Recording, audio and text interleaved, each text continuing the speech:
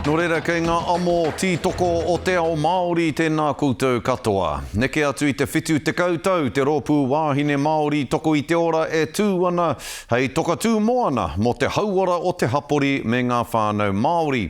I tēnei tau, ka hoki te hui ātau a te rōpū ki muri whenua, te ūkai pō o etahi o ngā māreikura o te rōpū. Pēnei a kahurangi Whina Kupa, rāua ko kahurangi Mira Sazi.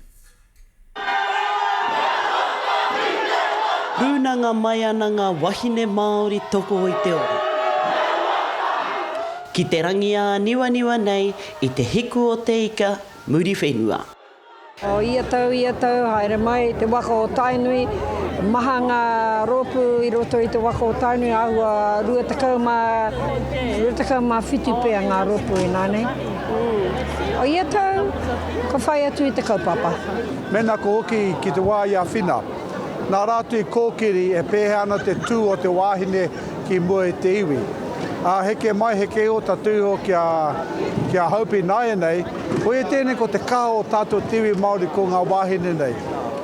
Mahi nei te mahi nui hei oranga mō tātou mō te iwi Māori, ka riro mā te rōpū wāhine Māori toko i tōro te iwi Māori e whakakorikori. He wānanga i ngā take nui e pākia ana e ngā whānau Māori. I te rārau tau, ka tīmata rātou te aki mo te whai whare mō ngā whānau Māori i rote i ngā taone, i te tino kaikiri o etahi o ngā landlords. Nō reira, kua aki rātou mō ngā kaupapa maha, te hauora, te whai whare mō ngā whānau Māori, te pōti. Me te anganga whakamua o te waka.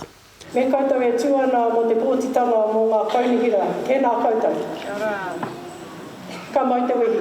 Ke haere tonu nā oranga o ngā whānau o ngā tamariki mō. Moko puna ka tautoko ka poipoi mātou i a rātou i roto o ngā hāpori katoa te motu.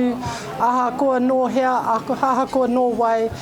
He orite ngā kōrero, ngā wawata, ngā hia mai i te timatanga o tēnei rōpū.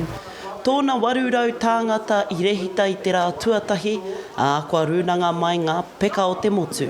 Ko te kaupapa matua, ko te kaitiakitanga, ko te taiao. Koena te kaupapa matua, kia tiaki mātou i tō mātou taiao. Ka hoki ki ngā kaupapa o tēnā whakaaro, ko te tiaki te whānau, ko te tiaki te kaupapa o te reo Māori, me te mātauranga, me te manaakitanga. Koera te mea nui. Hei te rānei tū ai ngā pū kōrero, te wahanga o ngā whai kōrero. Hei te wikene tū ai tētahi pō kanikani mā ngā wahine Māori toko i te ora. Harata Brown, Te Karere.